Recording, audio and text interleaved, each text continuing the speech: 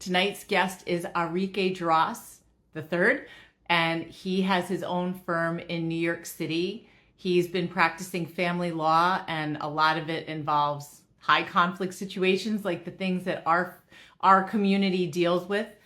Okay, I see his request to join at the same time, and it's not just me looking at myself.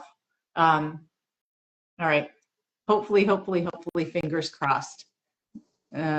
Oh no. Can you see me? I can I see can't you. see you. I can't see you, but it doesn't matter. I won't be able to pick up body language, and we're just going to wing it. All right, let's do it. So annoying. But anyway, so the topic that we decided that we wanted to talk about, there's so much that I think, Arique, you have, like, your experience is right in our sweet spot with dealing with these really difficult cases that involve domestic violence, alienation, drama, families being unfortunately traumatized by the very system that they've turned to for relief. And so I'm so glad that you agreed to come on, because we're going to talk about the delays in particular. And so let's just start with the first question is, like, why is it so important for a family to try to stay out of family court in the first place? Well, being in family court, a lot of people think going to family court will solve all your problems. I mean, what family court does is bring all your problems to your front door, and now you're letting a bunch of strangers, such as your lawyer and judges, decide your problems for you. Because at the end of the day, what you're asking for in court is a court order to resolve your problem. And now you're going to be stuck with this court order. And if you or the other person doesn't follow that order, there's going to be consequences. So staying out of family court, the benefit is you can come up with a resolution to an issue you have, such as custody, visitation, on your own, and you both agree to something. And it's what you both want instead of what a judge is telling you what you have to do. Okay, so keeping in mind that you're talking to an audience of people dealing with a very difficult ex, often, always in this community, there's some form of domestic violence involved. How are some ways that we might be able to get there if it doesn't seem like both people want the same thing? And before you answer, also introduce yourself officially before we just launch into Sure. everything. My name is Arique Dross III. I'm an attorney licensed here in New York. I've been practicing going on 6 years. I'm in family court dealing with a lot of high conflict. I mean, child abuse, child neglect, custody, visitation, orders of protection, foster care issues, you name it. I'm definitely involved in it. Okay, And so if you just, how do we stay out of the system? well, staying out of the system is coming up with the first step is coming up with a plan, right? What outcome do you want? And trying to work towards that outcome. I know it's very difficult in domestic violence situations to even reason with the other side because that side wants to maintain power and control, right? So everything you try to do, they're going to rebuff it, rebut it, and make you feel like you're the issue, you're the problem. Um, what you can do is document your conversations, your interactions with this other person, always keeping safety in mind, right? Are you safe in the plan that you're making? Is your child safe? And don't subject yourself to any, mind games, because a lot of this domestic violence issues, a lot of it, and so some of it is mind games. I'm trying to um, think that you're the one wrong here, that you're doing something wrong, and meanwhile it's the other person, it's the other way.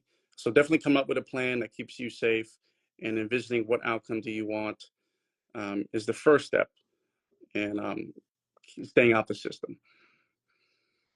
I was going to say, can you talk a little bit about your own personal history? Because you've got a really compelling story, which I think led you to a career like this. Absolutely. My story starts when I was about 10 or 11 years old. I entered the foster care system for the first time. Um, I remember even now the day we were removed from my mother, but I entered the foster care system. I was moved around, myself and my siblings, home to home. We started off with family, then we eventually moved to strangers. We were eventually split apart because people could not take all, I think it was 5 or 6 of us at the time. Imagine 5 or 6 kids in one home. It just wasn't possible back then. It's still not possible now in some cases. So we were split up. I mean, I've been in maybe 2 dozen foster homes throughout New York City, Long Island. At some point, I was traveling from, I think, Nassau, Suffolk County, just to get to high school. I was in 12th grade. It was like my senior year. It was like 2 or 3 hours just one way to get to school and then to travel back home. So you can imagine, on a teenager, I felt like I just wanted to give up and just forget about school at that time. But in foster care, I ended up getting in trouble. I had no guidance. I was a follower. I was, doing things I should not have been doing. And I ended up getting arrested when I was young. I was charged as a juvenile delinquent. I was in juvenile detention for some time. When I got out, I went right back into the foster care system because at that time my mom was going through some domestic violence issues, or continued domestic violence issues, even when I got out. And I ended up going to a foster home again, making poor decisions, bad choices, following an older crowd, and I was arrested again. I was charged in the adult court at the time because children could be charged as adults back then. And so I found myself facing, at least 5 years for something that was a poor choice. I went to Rikers Island. Um, it was just a terrible experience. Thankfully, I was able to get out of Rikers Island and completely just change my life, get back into college, go to law school. And when I graduated law school, I was able to come back, and my first job as a lawyer was working for ACS here in New York City, which is equivalent to CPS or DSS in other states. And I was prosecuting child abuse and neglect matters. And the reason why I did that is because I felt like I was a child affected by the system. My brother, my sisters were, my mom was. So I wanted to be a voice for the unheard. Because as a child in foster care, I never felt heard. I was always confused. Why am I separated from mom? Why do I hate my mom? Why do I want to be with my mom? Where are my brothers? Where are my sisters? So I wanted to be involved in that system to actually make a change. And I feel the people who do that are the people with the lived experience who actually went through those issues, are best suited to effectuate that type of change. So I Yeah. was there for a couple of years, and then I eventually became a prosecutor here in Brooklyn for about a little over a year, where I prosecuted misdemeanors and felonies. And then now I own my private practice in Manhattan, doing a lot of family law and juvenile delinquency matters. It's just amazing. I was going to say, I don't know if you want to talk a little bit about the impact that domestic violence might have had on your family, and how it led to that, because we've done presentations on the dangers of domestic violence and the ripple effects that it has on kids. Yeah. Well, I can tell you, to this day, the effect of domestic violence is still felt. As a kid, I was 10, right? I was 10, 9, sometimes I was a little younger when it started happening. But to see your mom being hit by another man who's not your dad, what do you do when your mom calls out, call the police or run outside, get help, and you're just frozen in fear. You don't know what to do. You're confused. Like, I'm a child. I'm supposed to be enjoying my childhood. I was in Pee Wee football at the time. I was just so scared. I didn't understand. Why is my mom with this guy who's hurting her? Why? I'm a child. I don't understand. Eventually, as you get older and you start to realize, like a teenager, you're kind of like, my mom is choosing this guy over me. That's what you start to think, or at least I thought at some point. My mom has chose this guy over me. I didn't understand domestic violence, the abuse cycle, and how serious it was, and batter woman syndrome at the time. So it kind of distanced myself from my mom. Um, and now to this day, my mom unfortunately is still with that same person. She's going through her own struggles still, um, but it still affects me, because even now as a professional, while I do understand the abuse cycle more, I understand what she went through at the time and why she may have made the decisions she made. I'm still her son at the end of the day, and that's not a door that I can close, or it's not a switch I can turn off. I still have emotions attached to my mom, So the relationship's not the best because of the domestic violence, because of the individual is still involved in her life. So the effect is, it could be everlasting. It really can. Yeah. And doing the work that you do, you're right in the middle of it. And how do you avoid getting sort of triggered by all of this, especially having gone through such a dramatic experience yourself? It is very hard, I'll tell you that, but it's a shield and sword, because knowing that experience, being able to relate to clients who come in and they're experiencing domestic violence issues, I do immediately think of my mom. I immediately think of what she's going through, what she went through. I think of myself as that child, what they possibly could be going through behind closed doors, and it helps me advocate for them much better. And our relationship is just stronger when the client knows that I've been in their shoes. They trust me more. The barriers come down. They're more receptive to the advice I give them, because a lot of people come into the family court system, they'll see lawyers as just these people who are trying to collect paychecks and stuff like that. But that's not the case for all the lawyers. A lot of us, we actually love what we do. We love what we do, and we can relate to what we do, and that's why we do it. So it's a big difference, but there is that caveat, that I find myself sometimes when I have a difficult case or a difficult client, because sometimes, unfortunately, in the work I do, um, I don't get to pick and choose which clients I have. The court sometimes assigns me clients for indigent individuals. And in that case, sometimes I'm representing someone who someone's getting order protection against them, right? And in that situation, I think back and I say, wow, do I want to represent this person?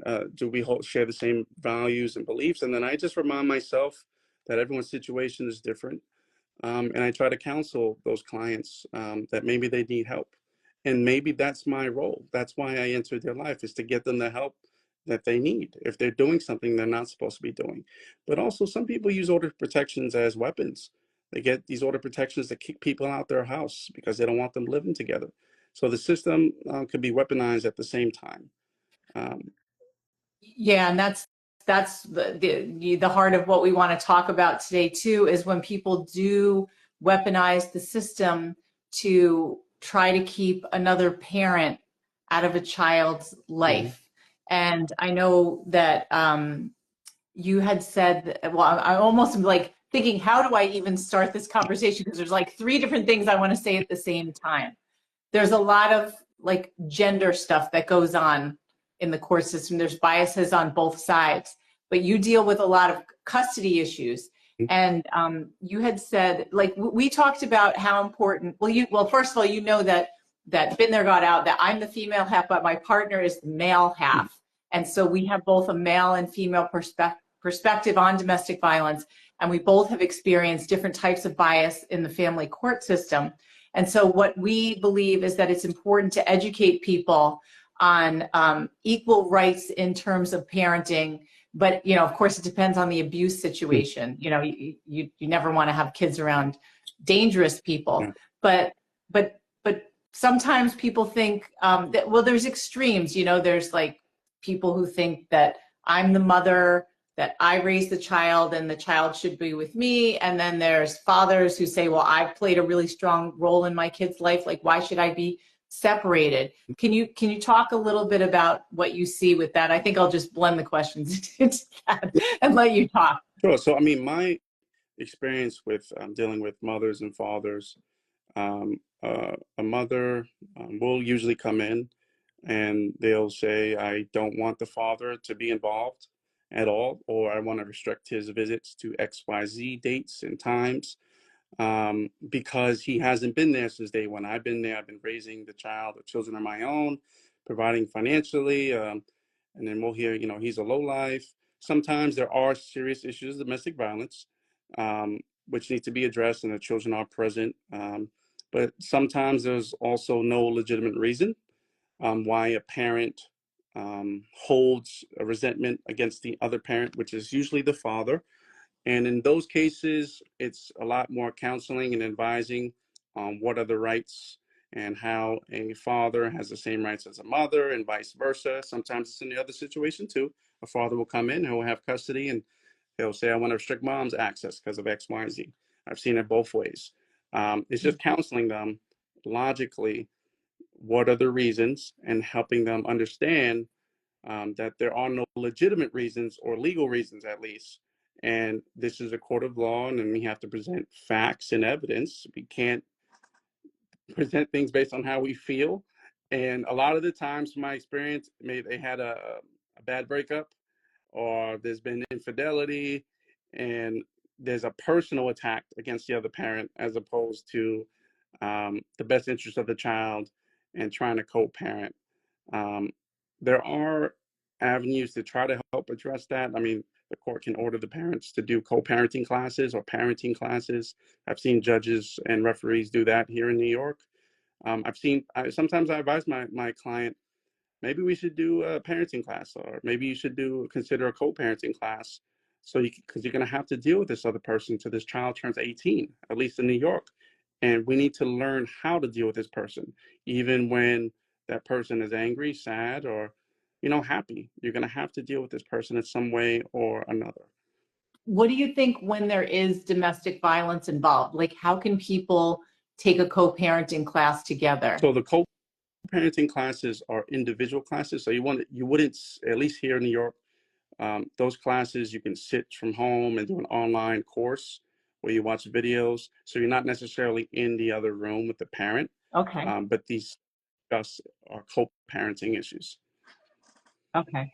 What about, let's talk about the tender years doctrine. What is that? So a 10 years doctrine is an outdated doctrine that once stated because a mother was presumed to be more fit than a father because a child in their tender years had to be with their mother. And the idea was, a mother was more nurturing, the child had to be breastfed. So it was automatically presumed that the child should be with the mother. So you had fathers coming to court, and you had to fight basically for equal access or rights against the mother because they were presumed to be a more fit parent. That is no longer the case here in America. Both parents have equal rights and access to the care and custody of their child, and that includes being involved with medical appointments, education, decision making, and etc. Okay.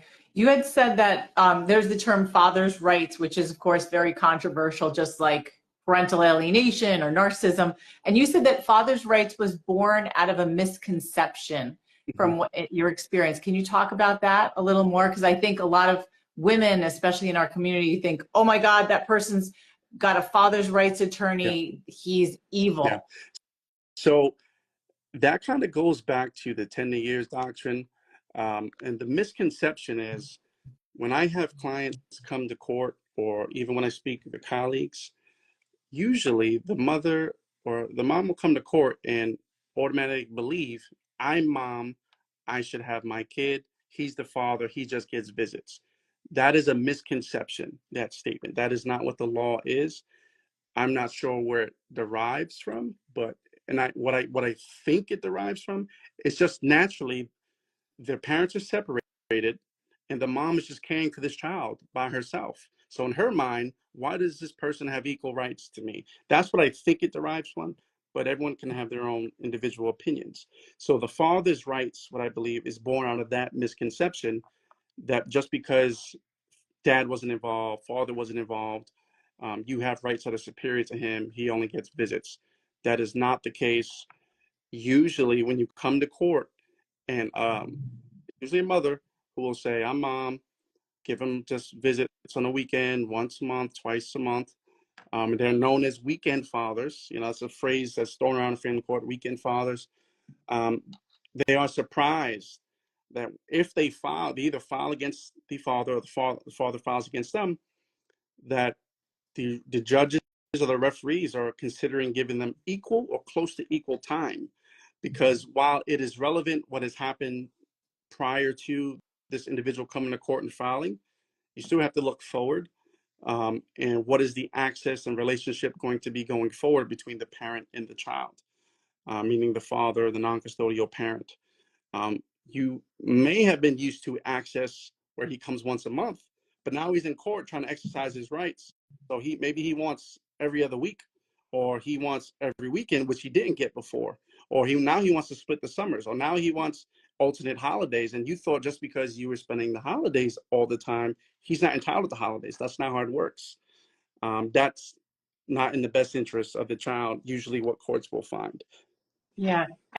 And we're both New Yorkers, and Chris and I say that, this is part of the harsh New York reality check Yeah. that I think a lot of women don't want to hear, but it's important that you understand that this is the law, and this is like without documented patterns of abuse or something, that the courts, we always say, gravitate towards 50-50 or shared parenting time, right? Yeah, absolutely. So there's a presumption that shared parenting or something close to equal, or you'll hear people say joint custody is in a child's best interest.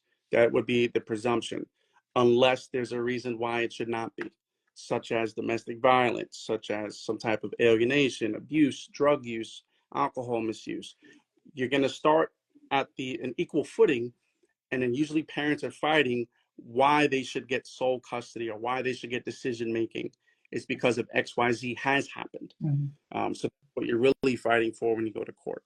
Yeah. It's not that you start up here and you're gonna, the other parent is on lower footing than you. You're both gonna start on equal footing, unless proven otherwise.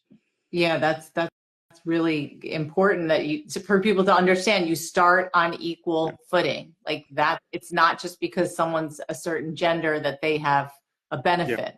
Like maybe in the past, because of the tender years doctrine, women are more likely, and in other countries, some women are more likely to get full custody. I think in Japan, it's still assumed that way, but it's not that way here in America. Even though we have clients all over the world, it still seems to be more moving towards shared custody. So Arique, you had said too that a lot of times when you talk to fathers, they come in without understanding this, and that they're willing to give up. Is that right? Yes, that is definitely the case. A lot of father clients I represent, whether they initiated the proceedings or they're the respondent fighting against what has been filed, they believe as well a misconception that, oh, child has been with mom since child was born, so then I'm okay with just visits, just give me visits. And it explains to them, hey, you can have equal access, or we can go for shared custody. A lot of them, in my experience, they're not willing to put up the fight. They're okay with being that weekend father, and it is sad, and that's just my experience. It doesn't represent all attorneys who practice this area, but for some reason, um, the clients who are really willing to fight for that equal access, equal custody, are very scarce. In the last, I would say, two years that I've been doing private practice, um, it's very rare. But I will say those fathers that do fight for equal access, in those cases, there's usually no issues of domestic violence. There's nothing that the mother or the custodial parent that can point to say, Dad, you're a bad parent. It's just bickering back and forth. Like, what is this? You give this child McDonald's, or you give this child fruit and vegetables, or I don't want my daughter wearing this in the winter. It's things like that. It's not like, oh, he beat me or anything like that, or he's abusive, or he's an alcoholic. Those are the issues I don't see when the fathers fight. And maybe because they feel like they have a better chance, like the other parent has nothing on them.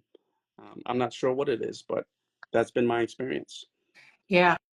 Now, why do you personally believe that kids need both parents? And when we say this, we're talking non-abusive. So we're Yeah, not talking about putting kids with abusers. yeah. So I'm thinking I'm a little biased here. I'm a dad. I'm a dad of three. So I see my kids flourish I'm married to, I have a wife that I'm married to. I see my kids flourish in the house with us together. Um, But besides my personal experience, I think that it's very important for both parents to be involved, because when a child becomes school age and they start seeing friends and other kids with both parents, they start to question. And the reason why I bring that up is I sometimes see my kids do that when we're at the park. Oh, where's your daddy? Oh, where's your mommy? Things like that. And I think it's important for both parents to be involved, not only for the child's benefit, but for each other's benefit, to co-parent, to give each other a break, because it is hard raising a kid. It's really hard. It's a full-time job plus some. So people need help. And naturally, if you've chosen, irrespective of the situations where it's non-consensual, but if you had consensual intercourse with somebody, you have chosen that person to be the father or mother of your child. And in the best case scenario, you want them to help raise your child, and that's how it should be. A child should have a loving home, and if you can't work it out in the same home, no matter which home a child goes to, both parents should treat that child the same. It shouldn't be, oh, I want to, mom is more fun, or dad is more fun, or mom loves me more, mom does more things with me. It should be equal opportunities in both households for the child. So that's Yeah. why it's in the child's best interest for to have both of their parents. Okay, so that there's the world of like the shoulds, and then there's the world of like how it actually is in a lot of the situations we deal with. So now let's jump into the controversial term of parental alienation or abuse by proxy or coercive control, whatever you want to call it. But in our community's world, one of the most common things we see is that when parents split up, a form of post-separation abuse will be like, all right, if we are sharing custody and I still like hate this person so much that I'm going to start sending poisonous messages about that parent toward, through my kids, and sometimes courts get involved. Our world is full of false allegations, and often one parent, like you mentioned before, Arique, like sometimes restraining orders are filed on the wrong person. Like those are weaponized, family court is weaponized. How often do you see cases where almost like punishment, a parent is trying to turn the kids against that other parent and the courts have to get involved? So a lot of my cases that deal with parental alienation are scarce, but the ones I have, they're very severe. And the effect that it's having on the child. These alienation cases are very hard to prove, though. They're very hard to prove because you're talking about conduct by an alienating parent behind closed doors. So Mm-hmm. the only witnesses to that conduct, and conduct, I mean things that are fed from a parent to a child, what's being said, what's being done. The only witnesses really is the child and the parent who's doing it. And the parent who's doing it is not going to come to court and say, hey, I did this. That's not going to happen. And depending on the age of the child, sometimes the court won't allow the child to come in and testify in open court. Sometimes they will do in-camera testimony in private with the child and the judge. But even then, if the damage is done, the child just parrots what the alienating parent has fed them over the time that the conduct has begun. So it's very, very hard to prove. And that's why mental health professionals have to get involved sometimes to do examinations on the family and come up with these conclusions that the child's been alienated to help the court decide the issue of alienation. Yeah, so that's a big issue, and that ties back to like the title of what our thing is here about the delays. Like every minute delayed is lost. So often when these investigations are going on, when false allegations have been made, a parent is kept away from a child for a long period of time. Why? How do judges deal with this?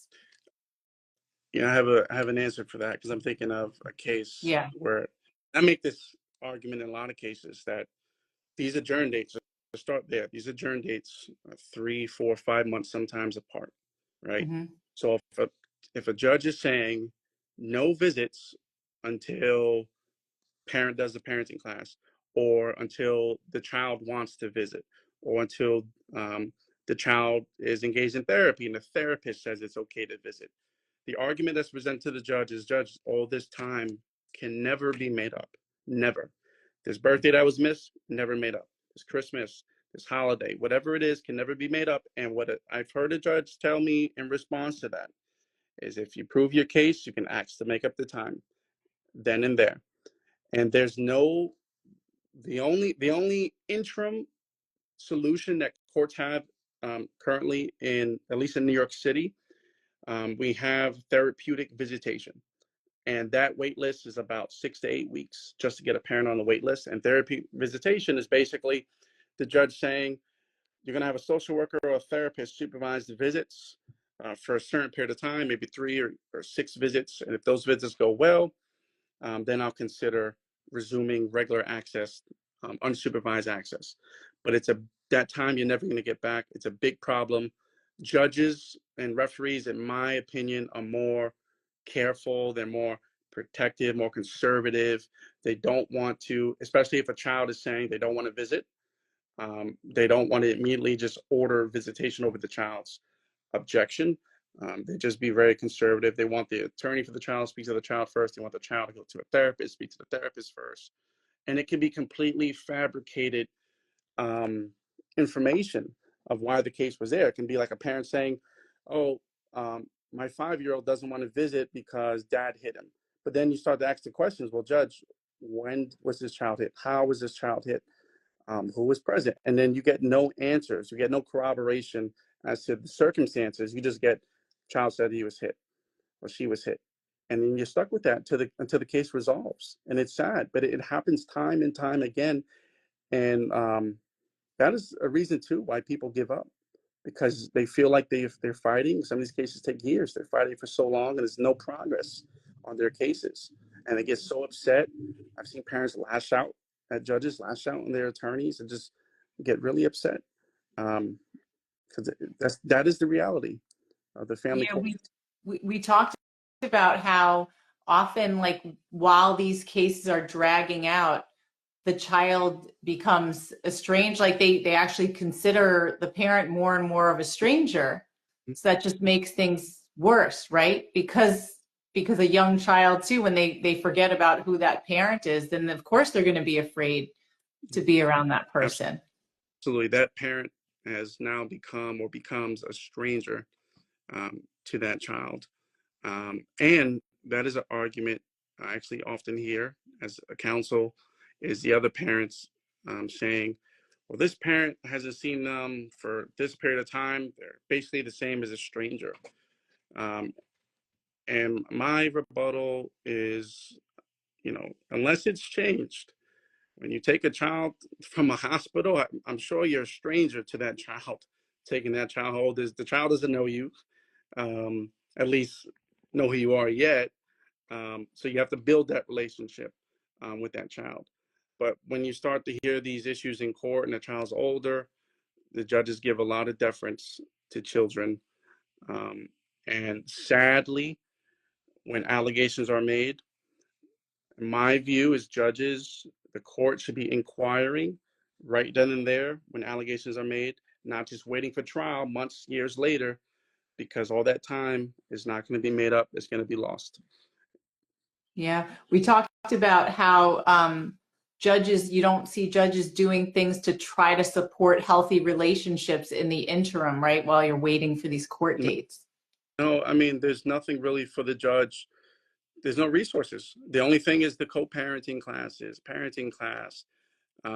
If a parent doesn't want to do therapy with one another, it's very rare a judge will force someone to do family therapy unless they're both willing to engage in it, or unless it relates a child's in therapy and a therapist is like, we need both parents to come in on these sessions. It would be beneficial to the child.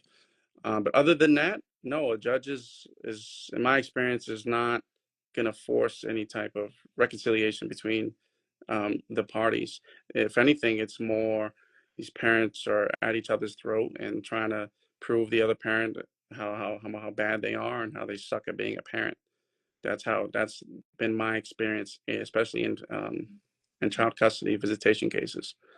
Yeah, so it's like both parents get blamed. I don't know if you have an answer to this, but this comes up fairly frequently with our clients where the other person, they have a parenting plan and the other person doesn't follow the parenting plan and then says, I can't make the kids see you. And that's part of the, trying to turn the kids against the other parent. That happens.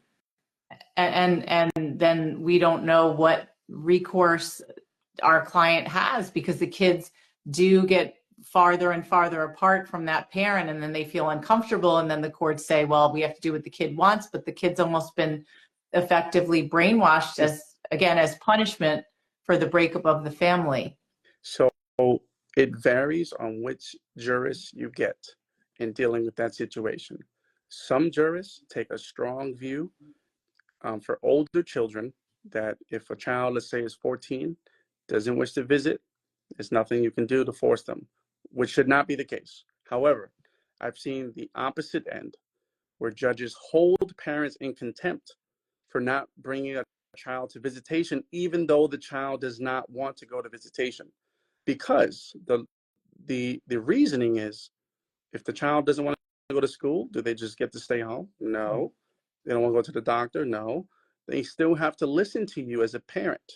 And so what you're doing by saying, do you want to go to visit today? And they're saying no, and walking away, you're enabling that, and you're not following a court order. Court orders have consequences. They are not suggestions. They are directives for a parent to follow.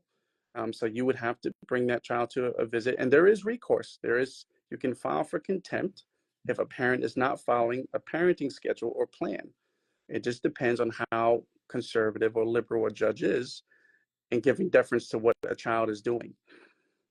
Okay, so let's say someone goes to court, their ex is found in contempt, but what relief should they request? Because to just find someone in contempt, in my own experience, it's like, yeah, but what are we going to do now? Mm-hmm. So what's the relief that you can request, especially, well, if you have private counsel, you can ask for attorney's fees and any monetary harm that was done to you. But I've seen requests made custody for. Hello, I'm still here. I've seen relief requested for an immediate change of custody. I've seen relief requested where the child can enter like a inpatient parent-child program, where the parent and the child can go to like on-site therapy together and improve their relationship. So you can ask for a change in custody as part of your contempt relief, especially if it has to deal with issues of alienation or ongoing non-compliance with issues of the complying with the parenting schedule. That is something you can ask for. Yeah, inpatient seems a little extreme if the child's already been aligned with one parent. I almost feel like it might be a little much, to pull them away, because we often compare it to like being in a cult with that preferred parent versus the target parent. It is. Yeah. It can do damage. Yeah, I think so, emotionally, mentally, to that child. Now, whether the benefit of going to that program outweighs any harm done to that child, that is to be seen. That's, obviously leave that up for a mental health professional to decide, because I'm not sure how good those programs are. I know they exist, but I do know that, there is a minority opinion out there that in order to resolve parental alienation, the way to do that is to transfer custody immediately to the alienated parent, regardless of the harm. Because the only way to improve that relationship is to have more contact with that parent, and that contact needs to be positive. So if the parent's not even bringing to the child to visit, you're taking away that opportunity. So the only thing a judge can do is either change custody or allow it to keep happening. Yeah, it's so tricky. Now, Arique, I know you talked about a couple of cases you had. There was one with the bio mom versus the adopted mom. Oh, but before you get into that, there's a question about, can you ask for makeup timer like on weekends? Yes, you definitely can ask for makeup visitation in your relief, and I've seen that happen. Okay. All right. So now back to the case with the bio mom and the years that went on with that case. That case is a parental alienation case. That case is still ongoing. It's a case where it was split custody was ordered, with the primary custody to one of the individuals. And around COVID, the child had went to the other parent's home and never came back. And since that time, The family has been in court trying to prove alienation. And since that time, there's been contempt um, findings made against the parent who the child went to during COVID and the child didn't return from. There's been findings made against that parent. Petitions have been dismissed. Forensic evaluations have been ordered and not complied with. So that is a difficult case because the child is turning 18 this year. And once a child is 18 in New York, custody, it becomes moot. It's no longer an issue. It doesn't matter who has custody because that child is now an adult. But the effects that I've seen on that case is the child refusing to even be in the same room with her other parent, the alienated parent, refusing to talk to her on the phone, refusing any type of contact, mediation, anything, and just wants to be with what we believe the parent who alienated the child, only wants to be with that parent. And in our view, there's no legitimate reason why the child is refusing to have a relationship or even a conversation with her other parent. So it's a very sad case. It is, And it's and there's things like we often talk to our clients about how there's things that the courts really cannot have a remedy for. And you know, especially when someone turns 18, there's nothing you can do legally to fix it. So there's things that you have to do outside of court to deal with these kinds of behaviors, but it's very, very difficult. Yeah. It's going to be very sad, especially, you know, when all the lawyers are out the picture, the judge is out the picture, that family's still going to be broken.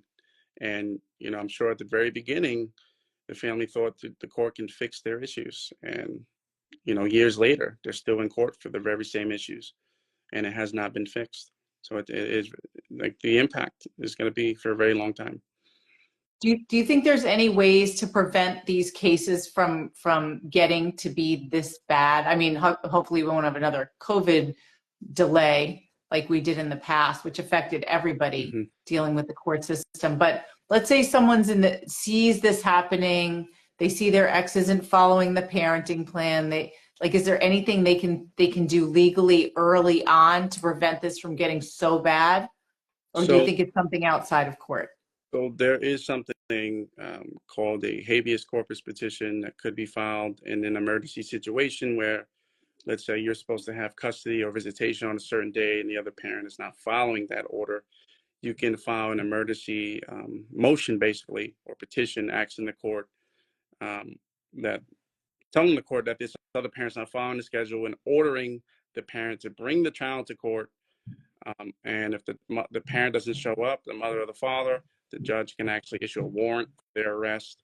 And the reason why I mentioned this specifically because it's an emergency petition, so it's heard much faster than a normal custody petition, which can take months just to be heard.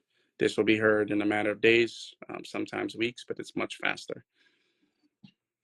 Wow. So what does it take though? Because we don't ever want people to run to court with like one little thing. Like what would be the threshold for someone to file something like this? Would it be like a missed weekend, a missed day, or you have to wait for several missed visitations? Usually it will be the parent. So first you need a valid court order. You can't just file this without a court order. You need the court order stating who has custody, who has visits, and when. And then usually the parent who files is the custodial parent who has primary physical custody. So they'll have their child, let's say Monday through Friday, and the child is with the other parent Friday to Monday or Friday to Sunday. On that return date, the child is not returned to their care and custody. And so what the parent will do, they'll reach out to the other parent. Maybe they're not answering, or they're saying, oh, I'm not bringing the child back because he or she doesn't want to go back. Go to court the next day, and you can file a habeas, a writ. So getting a court order that the child be returned immediately. So those in those situations, that is your remedy. And people also should know that there are criminal actions someone can take, or criminal remedies you can take if someone's not following a court order as well. The custodial interference with an order, someone can go to the police, make a report, the police will get involved. If you show them a court order and you're supposed to have your child Monday through Friday and it's a Thursday and you've requested the child back and the other parent's not bringing the child back, the police can actually get involved and make a report and tell the other parent, you have to give this child back because you're breaking a court order. So that is a thing. It's very rare. Police do not like to get involved in family matters, but at least statutorily, they are able to. Wow. Okay. What about, someone asked a good question, and this is what I'm thinking too, because for a lot of our people in our community, it's been not immediate. It's been a year of non-compliance. Let's say, and I know in particular, a couple of clients off the top of my head I can think of where their ex has not been following it for months and months or a year. Is it too late to do something because it's not an emergency, it's just been happening? Or is there any remedy for that? It depends on the situation. If the situation is the ex or the other parent is keeping the child still ongoingly past what the custody order says, you can still go ahead and file. But what I would file is a modification petition along with the emergency petition, and because you have to prove there's been a substantial change in circumstances, and the change in that case being that the order is not being complied with. You also can file a violation or an enforcement petition to enforce the provisions of the custody order. So those are three various instruments that can be filed in that particular case. Ooh, super helpful. And so I know you're New York, but do other states have similar things? I'm not entirely sure. I'm confident there are similar vehicles, but am not entirely sure. All right. Wow. Super helpful. Okay. And then lastly, we talked about how often somebody, during the summer, let's say that kids, parents live far away, and the parenting plan means that the kids are with the parent that they don't see during the school year, mostly during the summer. Mm-hmm. But then the kids in the past had gone to visit their grandparents. Mm-hmm. And let's say the primary physical custodial parent is saying, well, I know you get them during the summer, but they always see their grandparents. Mm-hmm. We should let the kids see their grandparents. What's your opinion on something like that? So my opinion is if both parents agree, then it's okay. But once one of the parents say absolutely not, then in reality, in the legal world, at least here in New York, as a parent, you have rights superior to that of anyone, and that includes grandparents. So even though the kids, before this case got into court, were always seeing grandma, grandpa in the summer, once this case is in court, now the other parent can say, they're not going to grandma, grandpa. I'm available. I want them coming to me. And the judge is going to agree with them because they are the parent, the natural parent. Yeah, as a parent, you have constitutional rights to your child. A grandparent necessary does not. So that's my opinion about that situation. Yeah, and also if that other parent only sees the kid or sees the kids mostly in the summer, Mm-hmm. that if they went to the grandparents for a few weeks, that would be time taken away from time with the natural parent. Absolutely. And you can, as part of, depending on which parent you represent, you can try to negotiate and obviously say, hey, how about maybe give grandparents 1 week and you get the other 3 weeks, or I'll make up the time. Maybe I'll give you 2 Christmases in a row instead of you taking the whole summer, something like that. Right. But that's something outside of court. You can't go to court and assume a judge is going to give you what you want. Right? Absolutely. And even when the case is in court, I mean, you can negotiate and settle, but even then, the judge still has to approve whatever you're agreeing on or trying to settle to. The judge still has to find it's in the best interest of the child. Okay. No, that makes sense. All right. So I think I ran through most of my ideas. There was another case I was going to talk about, but I don't think it really fits. How can people find you, Arique? People can find me on Instagram at the Dross Law Firm. They can email me at inquiry@thedrosslawfirm.com. They can visit my website, www.thedrosslawfirm.com. They can also call me. It's my office number, 718-540-5289. Best way to reach me is by either email or Instagram. So if anyone has any follow-up questions regarding what we talked about today, I'll be happy to speak to them.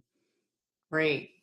Thank you so much, Arique. I wish I could see you, but but I'll catch up with you in person later. Thank you, Lisa. Thank you for having me. Okay, take care. Bye.